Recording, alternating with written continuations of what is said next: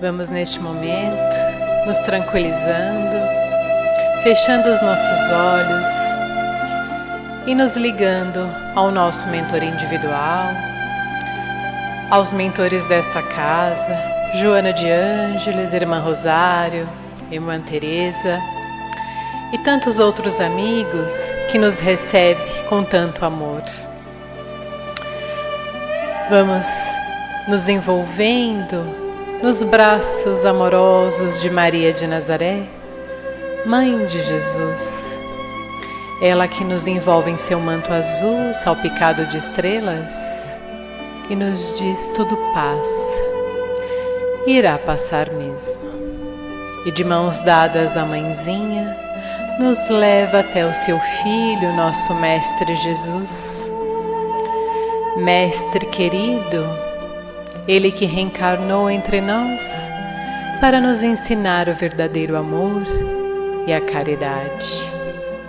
E se não for através de Ti, não chegamos até o Pai. Pai de infinita bondade, Criador do céu e da terra, obrigada por tudo que temos, por tudo que somos, por tantas bênçãos que nos dá todos os dias. E com o coração cheio de gratidão, nós louvamos com a prece que Jesus nos ensinou. Pai nosso que estais nos céus, santificado seja o vosso nome. Venha a nós o vosso reino. Seja feita a vossa vontade, assim na terra como nos céus. O pão nosso de cada dia nos dai hoje. Perdoa as nossas ofensas, assim como nós perdoamos a quem nos tem ofendido. Não nos deixeis cair em novas tentações e livra, Senhor, de todos os males, porque Teu é o reino, o poder e a glória para todos sempre. Graças a Deus. E neste momento, pedimos a todos os assistidos que fechem os seus olhos, fiquem bem tranquilos e se liguem às equipes espirituais de tratamento da casa. Pedimos que a luz branca do Cristo seja projetada sobre todos, acalmando o coração, serenando a mente e promovendo a harmonização e equilíbrio de todos. Aos assistidos de tratamento de P2, pedimos que se liguem com as equipes deste passe neste momento. Sintamos a projeção da luz azul envolvendo o sistema nervoso central, tratando e harmonizando todos os chakras um a um, situados ao longo de toda a coluna. Que assim seja. Aos assistidos em tratamento de CH, pedimos que se liguem com as equipes deste passe neste momento.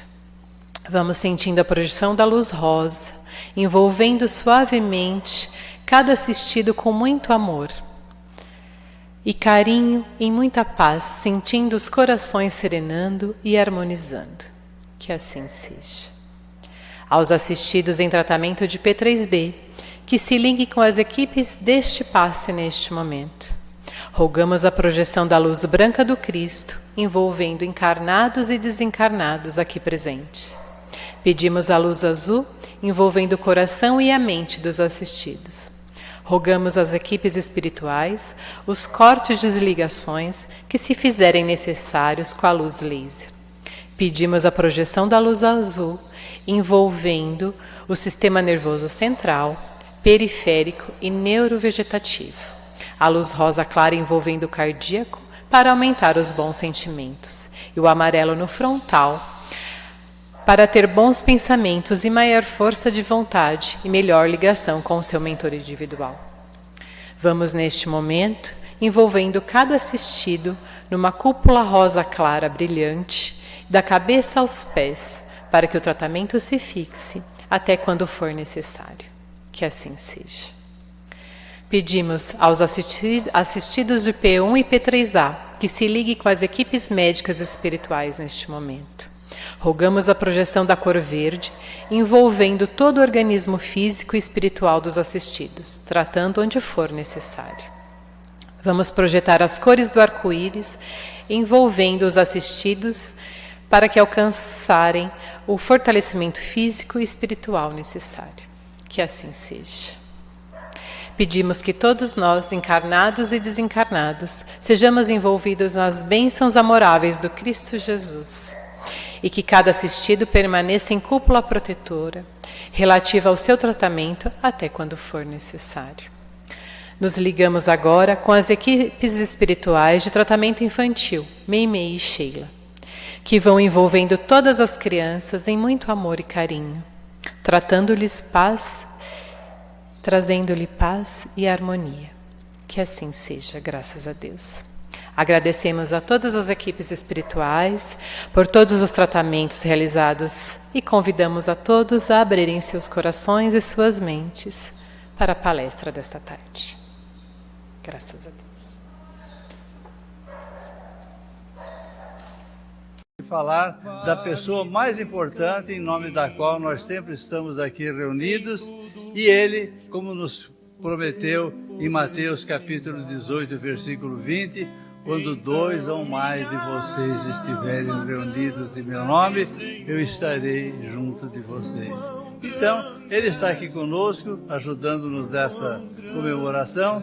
E hoje nós vamos falar um bocadinho dele, principalmente numa função que a gente ouve falar e nem sempre sabe exatamente como foi que ela aconteceu. E nós vamos tratar então hoje de Cristo como o nosso governador planetário. Muitos de vocês já ouviram falar de que Cristo governa o nosso planeta e recebeu essa missão, mas não foi assim logo há algum tempo atrás. Não, essa missão foi recebida por Jesus exatamente quando estava se formando ainda o nosso planeta. Se vocês tiverem a curiosidade de ler um livro maravilhoso, psicografado por Chico Xavier, em 1938, lá se vão 81 anos atrás, e ali se chama A Caminho da Luz e foi ditado por Emmanuel. Neste livro maravilhoso vocês vão encontrar muitas informações importantes, mas vão encontrar também e principalmente como foi que se deu a construção do nosso planeta. E ali vocês vão verificar que quando houve aquele famoso Big Bang, que o nosso universo tem 15 bilhões de anos, há 15 bilhões de anos houve aquela grande explosão e começou a se iniciar uma expansão que não terminou ainda até hoje, porque o nosso universo se expande cada vez mais, mas há 4 bilhões e meio, um pouquinho mais tarde, o nosso planeta começou a surgir, como ainda aquela bola de fogo que saía daquela grande explosão que criou o universo, e naquele exato momento o Pai deu a Jesus a missão de construir ali as condições necessárias para que aquele novo planeta recebesse a vida, recebesse a obra-prima de sua criação, que é o ser humano, que somos todos nós. E ali nós vamos verificar desse livro A Caminho da Luz, diz o seguinte, que Jesus, junto com os seus operários, onde é que ele arrumou esses operários? Vocês não me perguntem, porque a gente não sabe de tudo. Está lá como uma informação da espiritualidade, a gente até tem como fidedigna. Então, com os seus operários, Jesus começou, antes que esse planeta novo se resfriasse, não tivesse ainda o mínimo sinal de vida, tivesse condições de habitabilidade. E o que aconteceu ali? Aconteceu que este planeta teve a sua órbita descrita em volta do Sol, e hoje os cientistas mostram matematicamente que se o nosso planeta tivesse uma órbita um tiquinho mais estreita, nós morreríamos torrados. Se ele tivesse uma órbita um pouquinho mais distante, nós morreríamos gelados. Ou seja, matematicamente a Terra está à distância do Sol, na quantidade exata para que aqui haja vida. E essa vida, para existir, depende então das plantas que têm no Sol a sua fotossíntese, que é quando eles fabricam o que nós precisamos de mais precioso para a nossa existência, que é o oxigênio. E ali então começou a vida com essas condições de vida, mas primeiro ainda a vida vegetal. Em seguida, nós tivemos surgindo ali das águas aquelas primeiras anêmonas, as primeiras formas de vida daqueles bichos aquáticos. E aí a gente chega à seguinte conclusão. Quando nós analisamos como foi a criação do mundo de acordo com os cientistas, nós vamos verificar que realmente a vida se iniciou na água. E quando diz então que Deus criou primeiro os animais da água, depois os animais da terra, embora muitos refutem, mas essa história de criação do universo em 6 dias aí, nós sabemos que o mundo surgiu daquele famoso Big Bang. Pois é, mas nós temos que entender o seguinte, nós temos uma escritura sagrada, nós temos uma Bíblia, que pretendia 5.000 anos atrás contar para o povo da época como havia se formado o mundo. Agora, se é tempo de Jesus, há 2.000 anos atrás, ou seja, menos 3.000, quer dizer que esse pessoal já tinha evoluído. Jesus disse a todos que ele não iria contar tudo o que ele sabia, tudo o que ele devia, porque o povo ainda não tinha a inteligência e a percepção necessária para entender tudo o que ele tinha a dizer. Se há 2.000 anos atrás o povo já era meio burrinho assim, falando em português, claro, vocês imaginem há 5.000 anos. Se alguém poderia dizer assim, olha gente, o negócio é o seguinte, deu uma grande explosão e se formou essa coisa que vocês estão vendo. Não, gente. Deus dá ao escritor sagrado a liberdade de contar a sua mensagem, de transmitir aquela informação que ele deseja para o povo de uma maneira geral, mas ele preserva a cada um que se manifesta dessa forma para transmitir a sua informação de acordo com o seu próprio estilo, de acordo com as necessidades da época, de acordo com a capacidade de percepção do povo daquela época. Então vocês vejam, quando se fala lá, e Deus então juntou aquele barro, inflou naquele homem de barro nas suas narinas o seu sopro divino e ali foi criada a vida. E ele falou, mas por que homem de barro? Homem de barro porque naquele tempo a profissão em voga que todo mundo praticava era de oleiro. O homem mexia com o barro. Quando você falava para ele que o homem veio do barro, ele entendia alguma coisa que era de acordo com a sua profissão. E um dado muito importante, quando o homem pecou contra Deus, Deus disse, tu és pó e ao pó voltarás. E você sabe muito bem que o barro nada mais é do que um monte de pó que a gente bota uma aguinha lá e se forma o barro. Foi uma forma também de Deus mostrar a origem e o destino final do homem nessa humanidade. Bem, então Deus criou o homem à sua imagem e semelhança. E aqui a gente fica pensando, mas como criou a nossa imagem e semelhança? Eu olho à minha volta aqui, eu não vejo semelhança nenhuma de nós para com Deus. Deus é aquela pessoa justa, boa, misericordioso. O ser humano faz o outro passar fome, engana, rouba, mata. Onde é que está essa semelhança? Pois é, que a gente fica procurando a semelhança no lugar errado. Então, quando eu percebi a primeira pergunta que Kardec fez para a espiritualidade, que, logicamente, se alguém está fundando uma nova doutrina, se alguém está tratando de um assunto novo, como é a doutrina espírita, vocês imaginem que na primeira pergunta que essa pessoa vai fazer, inclusive ali apoiado por toda aquela espiritualidade que o auxiliava, Kardec então fez a sua primeira pergunta e a gente tem que entender que se o Livro dos Espíritos é o início da doutrina espírita, a primeira pergunta tem que ser a mais importante de todas. E realmente o foi. E qual é a pergunta? Kardec pergunta, o que é Deus?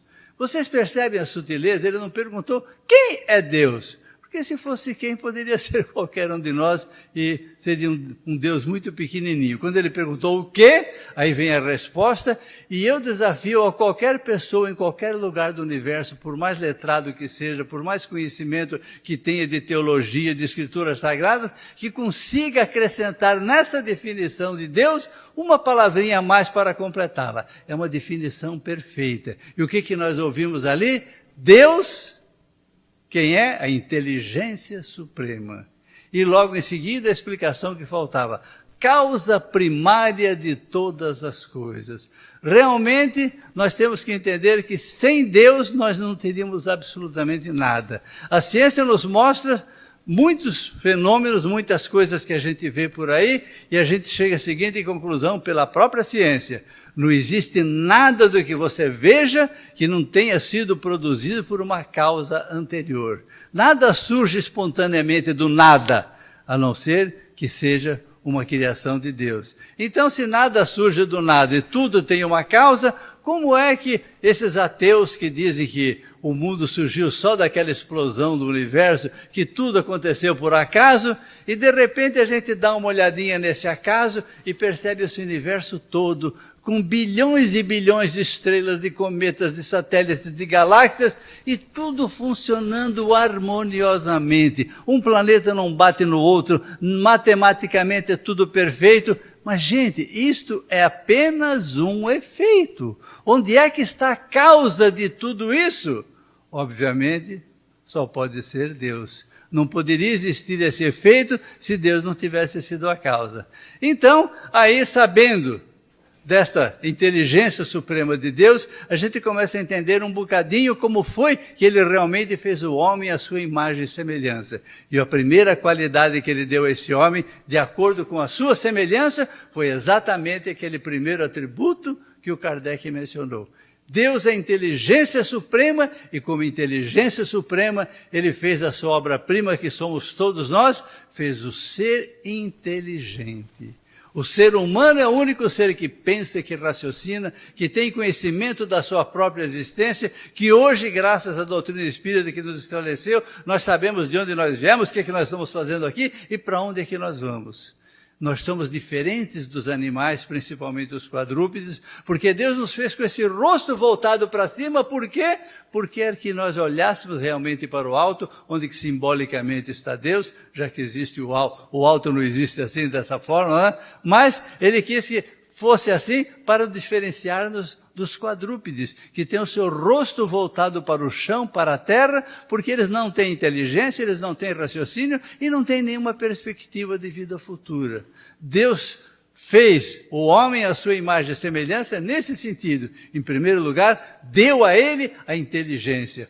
Lógico, é apenas uma faísca, uma centelha, um milésimo, um nonagésimo qualquer, uma fração muito diminuta, mas nos fez inteligentes, saindo da sua inteligência. E a outra semelhança que nós temos para com Deus é um atributo que muitas vezes nós nem nos damos conta da importância dele e que Deus nos deu, que ele realmente é livre para fazer tudo o que ele fez, e ele nos deu então o quê? O livre-arbítrio. Deus nos deu uma liberdade plena e total de fazermos tudo o que nós quisermos, do jeito que nós quisermos, só lembrando o nosso bom e velho Chico Xavier, que ele dizia assim, né? Realmente, nós podemos plantar o que quisermos, aonde quisermos, do jeito que quisermos, mas presta atenção, hein? A colheita é obrigatória e é só sua. Então, presta atenção nas coisas que você anda espalhando por aí. Mas aí, então, Deus nos deu esse livre-arbítrio. Veja que Deus é tão bondoso em nos dar essa liberdade plena e total, que há alguns que, inclusive, têm a liberdade plena de colocar Deus à margem da sua vida. Eu não acredito nesse ser superior, então eu vou levar minha vida por enredo próprio. E o que é interessante, né? Normalmente essas pessoas que levam a vida por enredo próprio e deixam Deus de lado das suas vidas, eles se arrebentam, se quebram, e de repente lá pelas tantas ele tem até uma noção, puxa, mas falaram desse... Ele olha para cima e fala, mas Deus, se você existe mesmo, por que eu me estrepei todo dessa maneira? Aí é que está. Se Deus preza a nossa liberdade, nós podemos ter a nossa vida com Ele, sem Ele, obviamente, como nós somos seres inteligentes, vamos aproveitar essa inteligência e colocar o nosso destino nas mãos de Deus, porque como é que vocês acham que vai proceder? O meu Pai, que é a bondade, que é a misericórdia, que é a justiça em pessoa, obviamente vai querer o melhor para nós. E muitas vezes a gente reclama das coisas que nós pedimos ao Pai e parece que Ele não entendeu bem o pedido que a gente fez, porque nós pedimos uma coisa e de repente vem uma outra completamente diferente. Acho que Ele não está entendendo. Não, Ele sabe muito bem o que você está pedindo. É que você está pedindo alguma coisa que será um grande inconveniente na sua vida e você hoje vê só o momento presente, mas Ele vê o futuro e sabe que esta coisa hoje não vai ser boa para você. Vocês imaginem a história daquele filho que pediu para o pai, né, que encheu, aborreceu a vida inteira, que ele queria uma moto, o pai não aguentou mais, comprou a moto, primeira volta que ele deu no quarteirão, a jamanta passou em cima e lá foi o rapaz. Se esse pai soubesse que esse filho teria esse destino, ele teria comprado a moto para ele? Obviamente que não. Então, muitas vezes nós não sabemos o que pedimos, nem por que pedimos, E Deus, então, não nos dá exatamente aquilo que a gente pede, porque Ele sabe que aquilo não é o que nos convém. Como esse pai amoroso, como esse pai que realmente quer o bem dos seus filhos, Ele vai nos dar exatamente aquilo que a gente precisa. Bem, mas o nosso tema hoje é o nosso governador planetário. E esse pai foi tão misericordioso que Ele resolveu transmitir o seu recado para nós através da voz do seu próprio filho. Vejam que Deus já tentou falar com o homem através dos 10 mandamentos. Ele deu aquela legislação tão bonita, tão perfeita, dizendo que nós deveríamos amá-lo acima de tudo, amar ao próximo como a nós mesmos, honrar pai e mãe, não roubar, não matar, não cobiçar a mulher do próximo, nem as coisas. Então ele deu tudo prontinho, mas parece que o homem, quando tem uma lei na mão, a primeira coisa que ele faz é ver como é que eu furo essa lei, como é que eu faço essa lei funcionar a meu favor. E aí o próprio Jesus nos diz: ouvistes dizer, amarás o próximo como a ti mesmo. Mas tem aqueles que acrescentaram, e odiarás o teu inimigo. Essa segunda parte não faz parte da lei de Deus. Essa é a invenção do ser humano, né? Que ele vai amar o próximo, ou seja, aquelas pessoas que convivem com ele, a mulher, os filhos, os amigos, e o resto é para odiar. Não, gente, não é nada disso. E como eles perceberam, como Deus percebeu que não haviam entendido a sua mensagem por escrito nas tábuas da lei, Ele tomou uma providência mais radical. Ele mandou para nós o seu próprio mensageiro, a sua própria voz. E por que Jesus é a própria voz de Deus? Porque nós vamos verificar em João, no capítulo 1, no versículo 1, ele diz o seguinte, e vejam, João foi o apóstolo mais importante na vida de Jesus. Ele imodestamente dizia que ele era o discípulo que Jesus mais amava. E cá entre nós, né, Jesus não deveria fazer esse tipo de distinção, mas João foi o mais fiel de todos os discípulos. Vocês sabem que quando Jesus está agonizando na cruz, só 2 pessoas estão do lado dele. Uma é Maria, a sua mãe, que não abandona um filho nunca, não é verdade? E o outro era João. Os outros apóstolos, com medo de serem presos como Jesus e serem crucificados também, se mandarem, não quiseram nem saber. Fora o Pedrão lá, que com aquele fanatismo que adorava o mestre, negou 3 vezes, né? Então vocês vejam que realmente Jesus estava ali, né? E João está contando a vida de Jesus. Como a gente disse, se Kardec aproveitou a primeira pergunta para dizer o que ele achava de mais importante, João, no seu primeiro capítulo, no seu primeiro versículo, quis transmitir para nós também o que era a figura de Jesus e o que ele representava. E ele diz nesse primeiro versículo o seguinte: no princípio existiu o Verbo estava com Deus e o Verbo era Deus. E no versículo 14 desse mesmo capítulo, ele diz: e o Verbo se fez carne e habitou entre nós. O que é verbo, minha gente? Verbo é a palavra. Se eu me comunico com vocês, se eu expresso as minhas opiniões, vocês vão saber quem sou eu, como eu penso, através da minha palavra. A minha palavra espelha aquilo que eu sou. E Jesus, então, acabou se transformando no Verbo encarnado. O Verbo é a palavra de Deus. É encarnado, feito carne. Porque se Deus nos transmitisse o seu recado de própria voz, nós viraríamos pó de traque, sumiríamos, dada a grandeza, a magnitude do seu poder. Então, ele, na sua sapiência, nos mandou um ser humano, exatamente como nós. A gente imagina que esse ser tão espetacular, esse espírito tão perfeito, de maior hierarquia, que já passou por este planeta, a gente imagina o sacrifício que ele fez para se reduzir todo e vir aqui frequentar esse planetinha danado e viver dentro de um corpo humano com todas as limitações que um corpo humano tem. Tanto que quando a gente faz as nossas orações na abertura de trabalhos do Evangelho no Lar, às vezes vocês não devem ter percebido por que se fala isso, mas aqui a gente entende. Agradecemos a Jesus pela sua maravilhosa doutrina e pelo sacrifício que fez por encarnar-se entre nós, porque realmente foi um grande sacrifício. Mas aí Jesus veio aqui exatamente transmitir essa palavra de viva voz. Agora não tinha mais desculpa. E Deus traçou esse plano de uma maneira tão maravilhosa que ele começou escolhendo um povo para mandar o seu Filho amado.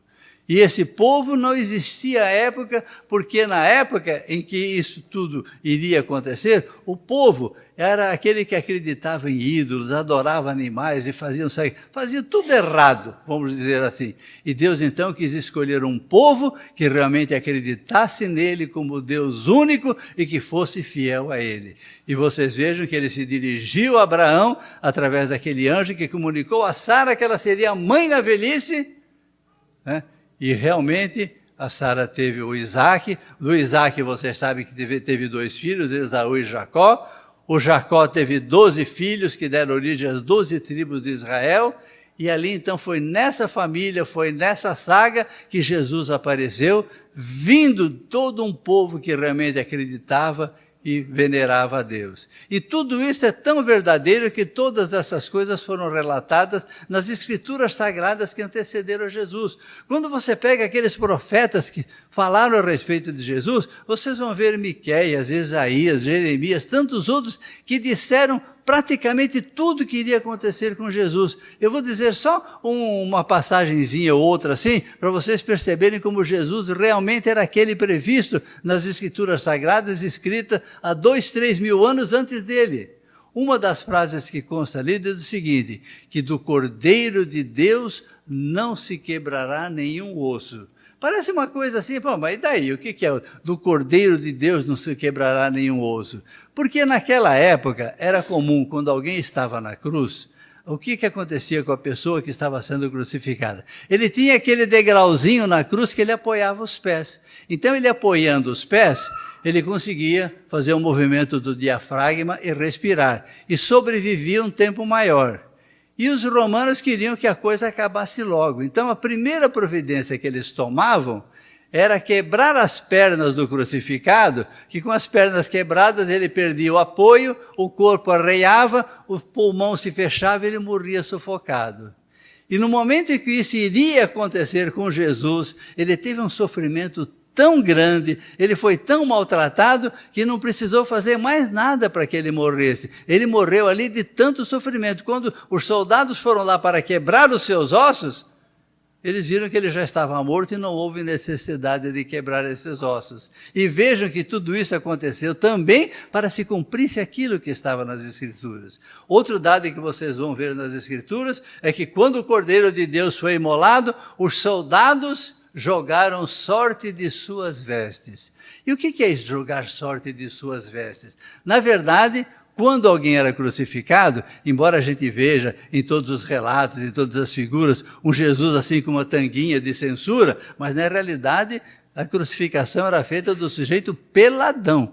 Eles aproveitavam tudo que ele tinha, até a última peça de roupa, para não estragá-la, né? Vai botar na cruz, lá vai sujar tudo de sangue, vai ser um horror. Então eles tiravam a roupa e deixavam de lado, e eles depois ficavam com a roupa daquele executado. E aí os soldados estavam ali do lado de Jesus, vendo que ele já tinha morrido, as suas roupas estavam ali do lado, e eu falei, não, eu quero, não, eu também quero. Então vamos fazer o seguinte, vamos sortear para ver quem é que leva. E eles sortearam e um deles ficou com as vestes. Isso estava escrito há 2, 3 mil anos antes de Jesus, provando de que realmente isso iria acontecer. E todos esses fatos, eu vou parar por aqui, porque vocês têm que ler um bocadinho, conhecer a história e perceber que tudo realmente aconteceu dessa maneira maravilhosa.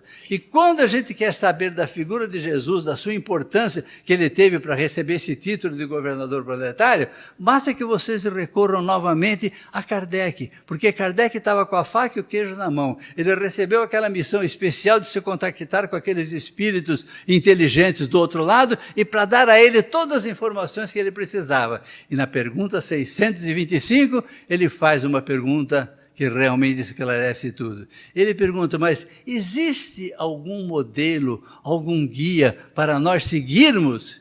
E vejam como a espiritualidade responde de uma maneira curta e grossa. Só 2 palavrinhas. Sabe qual é a resposta? Vide Jesus. Precisa mais alguma coisa? É óbvio que não. E se nós olharmos na história, vocês já viram alguém que teve uma vida tão importante, que dividiu a história do mundo em 2 partes? Antes dele e depois dele? Nós sabemos que existem tantos anos antes de Cristo e tem tantos anos depois de Cristo. E Jesus passou aqui quanto tempo? pregando apenas 3 anos. E vocês sabem por que Jesus passou pregando apenas 3 anos? Porque ele morreu com 33. Isso quer dizer que ele começou a pregar com 30. E por que ele começou a pregar com 30, se ele era um espírito iluminado e poderia fazer já o que ele tinha feito aos 12, 14 anos lá no templo, quando o pai e a mãe viajaram para Jerusalém? Lembra que Jesus estava perdido e foi encontrado no meio dos doutores da lei? E o que ele estava fazendo nessa tenra idade? Dando aulas de escritura sagrada para os doutores da lei, com 12, 13, 14 anos. Isso quer dizer que ele não precisava esperar até os 30 anos de idade. Mas Jesus cumpriu todos os preceitos da legislação judaica.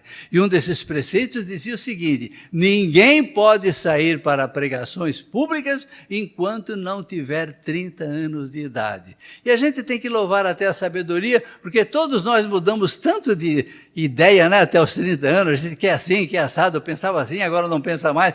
Aos 30 anos já dá um amadurecimento, a gente já sabe o que é da vida, então realmente foi por isso que aconteceu. Mas vejam, ele só ficou pregando durante 3 anos, e nesses 3 anos ele deixou toda a sua obra-prima necessária para a nossa evolução, para o nosso crescimento espiritual. Se vocês olharem no Evangelho de Jesus, dos seus ensinamentos, da caridade, do perdão, do amor ao próximo, não falta nada. E outra coisa, Jesus jamais escreveu algo de próprio punho.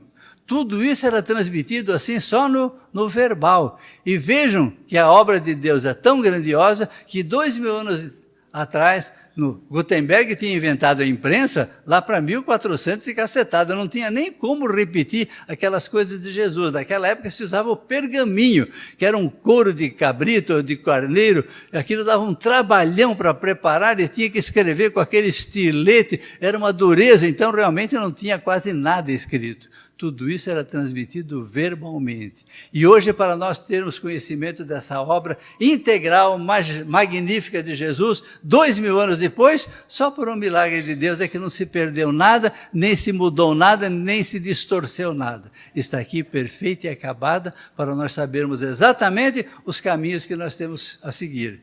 E ele está aqui, então, como a gente disse, como o nosso governador planetário. E vocês sabem desde quando que Jesus está junto de Deus? Jesus, se vocês perceberem, quando ele faz o seu último discurso vivo, no cenáculo, que ele faz, então, é o sermão do cenáculo que é chamado, lá ele diz que ele estava pedindo ao Pai que protegesse a todos aqueles que ele havia ganho para fazer companhia a ele que esteve com o Pai desde a criação do mundo. Jesus está afirmando que ele estava com o Pai desde a criação do mundo. Isso quer dizer que quando não existia nada, só tinha Deus e Jesus. E quando foi que Jesus surgiu?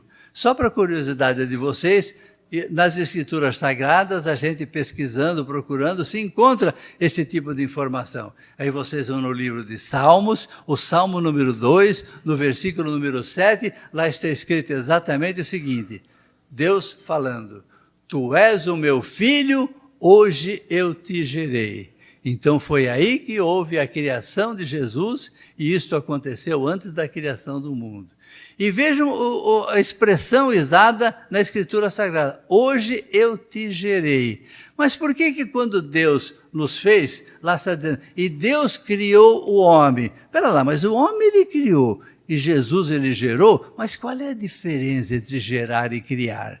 É fácil a gente entender. Se eu escrevo um livro, eu crio um livro. Se eu pinto um quadro, eu crio um quadro. Todas as coisas que eu crio são fora de mim, feitas de uma maneira objetiva. Mas no momento em que o meu espermatozoide se juntou com o óvulo da minha mulher, nós geramos uma nova vida. Então não é mais uma coisa objetiva, e sim subjetiva, que vem de dentro para fora, vem das nossas entranhas, é uma criação. Isso quer dizer que realmente Jesus foi uma criação do próprio Deus. Quando se fala lá que Jesus é o Verbo encarnado, que é a palavra de Deus feita homem, ele está representando exatamente com todo direito dessa maneira de ser. E assim nós vamos percebendo que realmente Jesus foi gerado por Deus. E olha que coisa interessante quando nós estudamos as Escrituras Sagradas e damos atenção naquilo que a gente lê. Vocês sabem como foi que Jesus foi gerado aqui na terra? Vocês lembram quando Gabriel chegou para Maria e disse: Maria, encontraste graça diante de Deus e serás mãe do Altíssimo, que promoverá a salvação da humanidade. E a Maria já foi logo soltando o verbo, que tinha 15 a 17 anos, mas era muito espertinha e sabia das coisas, e sabia que sem sexo não tinha filho. Ela falou: mas eu não conheço homem, e conhecer homem na Bíblia quer dizer ter relações sexuais. Como é que eu vou ser mãe? Então vejam a expressão que o anjo usou. É importante que nós entendamos que nas Escrituras Sagradas não tem palavras vazias, não tem coisas escritas à toa, tudo que está lá tem uma finalidade de ser. E sabe o que o anjo disse a Maria? A sombra do Altíssimo virá sobre ti e gerarás um filho ao qual colocarás o nome de Jesus. Gerarás. Então isso quer dizer, embora Deus tenha gerado Jesus no início de sua vida espiritual, ele acabou gerando Jesus também na sua forma humana. Então, Deus é Pai de Jesus por 2 vezes. E aqui, para nós entendermos também a especialidade que Jesus tem diante de Deus, é só nós consultarmos todos os 4 evangelistas e vocês vão perceber que em muitas passagens é usada a seguinte expressão: Filho unigênito. E o que é esse Filho unigênito? Por que Jesus é chamado de Filho unigênito? Outro dia eu fui até lá no Google e fiquei procurando, fuçando para saber do porquê dessas coisas.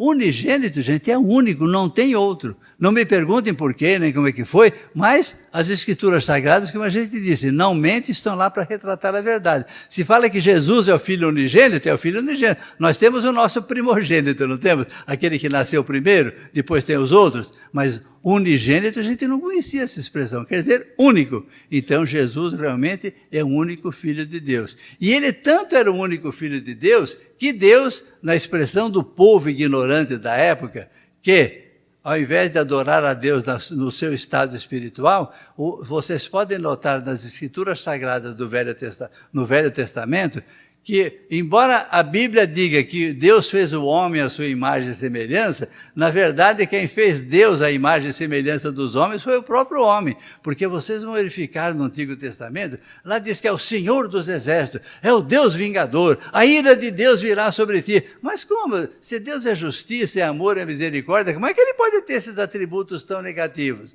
Os tem no Antigo Testamento porque os homens achavam dessa forma e fizeram Deus à sua imagem e semelhança. Eles eram invejosos, eles odiavam-se uns aos outros, então eles achavam que Deus, para ser parecido com eles, tinha que ser desse jeito. E aí então, nesse dado, quando Jesus já estava tomando conta da gente, ele percebeu que nós éramos órfãos de pai, que nós éramos simples criaturas de Deus e nos fez seus irmãos. Nos fez filhos de Deus com todos os direitos possíveis e imagináveis. E quando é que isso aconteceu? Foi quando ele nos ensinou essa oração, que é a mais sublime, a mais perfeita que existe no universo, que foi dita aqui pelo meu amigo Deus logo no início da abertura do salmo, é o Pai Nosso. Jesus ensina dos seus próprios lábios essa oração maravilhosa que é o Pai Nosso. E o que ele diz quando nos ensina o Pai Nosso? Está lá no Evangelho: quando quiserdes orar ao meu Pai, dizei: Pai nosso que está nos céus. Nessa hora, o Pai, que era só dele, se transformou em Pai nosso. Então vejam que nesse momento nós nos tornamos irmãos de Jesus. Por isso que, novamente, lembrando as reuniões que a gente faz de vez em quando e fazemos a invocação de Jesus, né? Agradecemos o sacrifício que fez por encarnar-se entre nós, agradecemos pelos seus exemplos maravilhosos e agradecemos a presença do nosso irmão Jesus. Então agora vocês já sabem que, além de governador planetário, ele também é nosso irmão. E Jesus, na sua maneira assim tão gentil de ser, ele achou que nós sermos irmãos apenas por parte de pai era pouco. Ele quis nos estender essa irmandade também por parte de mãe. E vocês sabem quando isso aconteceu? Naquela situaçãozinha que eu já narrei para vocês, interrompi, quando João e Maria estão juntos a Jesus, que está nos seus últimos momentos. E então Jesus ali quase morto, com apenas Maria e João do seu lado, o que ele faz? Ele olha para um, olha para o outro e fala: Mãe, eis aí o teu filho. olha novamente para o outro e para um: filho, eis aí a tua mãe. E a partir desse momento, aquela mãe, que era tão importante na vida dele, que Jesus tinha uma adoração toda especial por Maria, ele estendeu essa maternidade de Maria, que era só dele, para todos nós. Por isso nós nos tornamos também irmãos de Jesus, por parte de pai e por parte de mãe. Então vejam que realmente Jesus teve uma atenção muito especial. Eu vou contar só uma passagenzinha pequenininha para vocês perceberem o que é dedicação, como um filho que é devotado à sua mãe, às vezes faz até o que não deve. Aqui entre aspas, né? Mas vocês vão perceber agora na história que eu vou contar. Quando foi que Jesus fez o seu primeiro milagre? Foi nas bodas de Caná. Num casamento em que Jesus e Maria haviam sido convidados pelos noivos, e eles estavam lá. Só que o casamento daquela época não era como hoje, né? Que, vamos no casamento, de madrugada vai todo mundo para casa, acabou a festa, né? Não, naquela época o casamento durava vários dias. E Maria está ali do lado do mestre de banquete, aquele que toma conta de tudo, e ela percebe que o mestre de banquete chega e fala para o noivo: acabou o vinho. Gente, não tinha brigadeiro, não tinha essas outras chopp, não tinha, era só vinho. O vinho era a alma da festa. Acabou o vinho, é vergonha, é vexame para os noivos. E Maria, percebendo aquela vergonha que os noivos iriam passar, ela chega para Jesus e candidamente fala: filho, acabou o vinho. Só que Jesus ainda não havia iniciado a sua vida pública, ainda não era o momento dele iniciá-la, e para iniciar a sua vida pública, só depois de iniciada é que ele faria todos aqueles milagres que nós já conhecemos. Então vejam, nesse momento Jesus se dirige a Maria de uma maneira até assim, meia... Ele nem a chama de mãe. Quando ela fala isso, ele simplesmente diz: mulher, ainda não é chegada a minha hora. Nossa, né? Qualquer outra pessoa que recebesse uma bronca dessa, enfiava a viola no saco e esquecia do assunto, não é verdade? Qualquer pessoa, menos as mães, não é verdade? Qual é a mãe que aceita um não do filho? Mas de jeito nenhum. E Maria então fingiu que não ouviu absolutamente nada, chamou o mestre de banquete, apontou Jesus e falou apenas o seguinte: façam tudo o que ele disser. E aí Jesus, pego ali de calça curta, não sabe, né? Não tendo outra saída, o que ele fez? Mandou que se enchessem todas aquelas talhas daquela água e transformou num vinho. E o mestre de banquete, então, vendo que havia chegado o vinho, foi lá e deu uma provada, chamou o noivo de lado e falou: meu, conta que é uma coisa, normalmente, no começo da festa, o pessoal dá um melhor vinho, depois que já está todo mundo meio embriagado, já perdeu até o sabor das coisas, manda qualquer porcaria. E você está dando o melhor vinho agora no final da festa? Pois é, além do milagre bem feito, Jesus ainda fez um vinho de primeiríssima qualidade. Mas tudo isso para dizer a vocês o quanto Jesus prezava essa mãe, para até quebrar a sua própria história, a sua própria carreira como mestre aqui na terra, de começar as coisas antes do momento, apenas para quê? Para atender a sua mãe. Então, gente, esse é o nosso governador planetário, que nos deixou essa doutrina maravilhosa para que realmente nós crescêssemos e evoluíssemos espiritualmente. Vamos nos lembrar só de uns pequenos conselhos que Jesus nos deixou para nós encerrarmos o nosso bate-papo e seguirmos a trilha desse nosso governador planetário.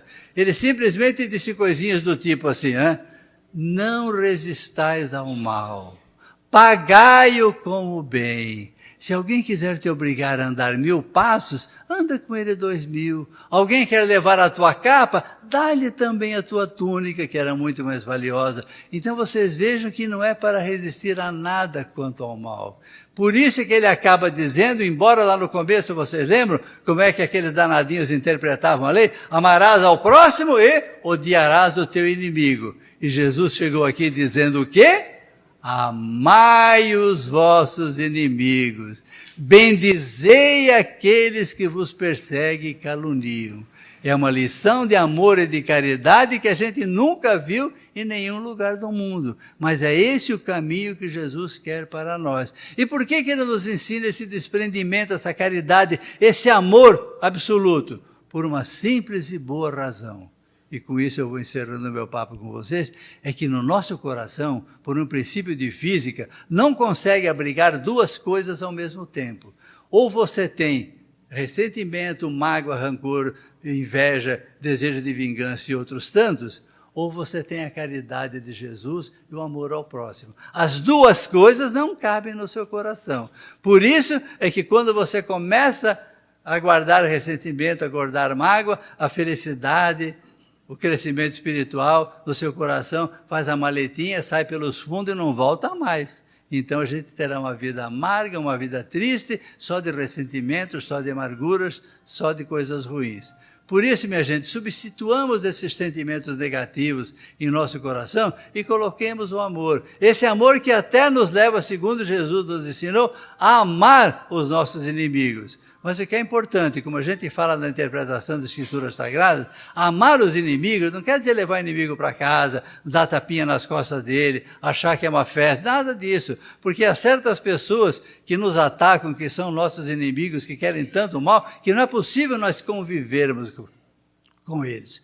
Jesus, quando diz, amai os vossos inimigos, ele quer dizer o seguinte: não guarde rancor do seu inimigo, não guarde mágoa do seu inimigo, reze por ele. No livro dos Espíritos, no nosso Evangelho, tem um pedacinho lá desse assunto aqui, que diz o seguinte, é oração aos criminosos. Então lá o Espírito que dá aquela mensagem maravilhosa, ele diz o seguinte, que quanto aos criminosos, nós somos assim, os ele vezes ele, não, criminoso bom é criminoso morto, tem que morrer mesmo. Então, ele diz o seguinte, esses criminosos são pessoas ignorantes, que não conheceram a luz de Jesus. A nossa função é nós rezarmos, nós orarmos por eles, para que suas mentes se abram, para que eles realmente caiam em si e se arrependam daquilo que fizeram.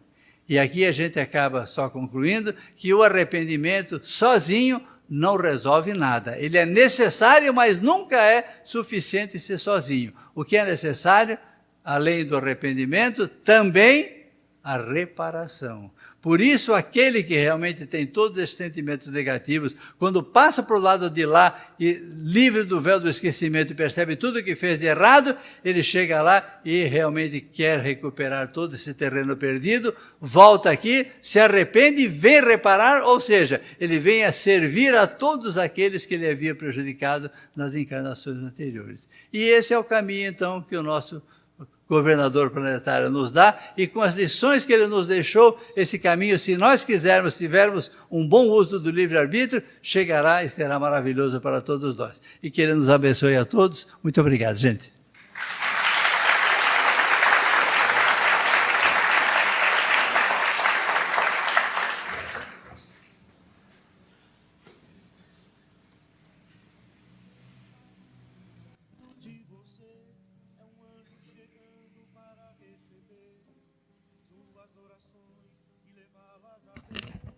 Vamos mais uma vez, fechando os nossos olhos e agradecer a espiritualidade maior pelas energias de amor e de paz que envolveram este ambiente. Vamos agradecer ao Vanderlei pela sua dedicação e gentileza em compartilhar seus conhecimentos com todos nós, estimulando a nossa reflexão para temas tão importantes para a nossa evolução. Agradecemos mais uma vez a Joana de Ângeles, a Maria de Nazaré, ao Mestre Jesus e a todas as equipes e fraternidades que deram sustentação aos trabalhos desta noite. Um agradecimento especial a Deus Pai pela oportunidade bendita da vida que a cada dia nos oferece, e pedindo a Ele que continue a iluminar o nosso caminho e que possamos retornar aos nossos lares com a sua proteção. Tenham todos uma ótima semana. Que assim seja.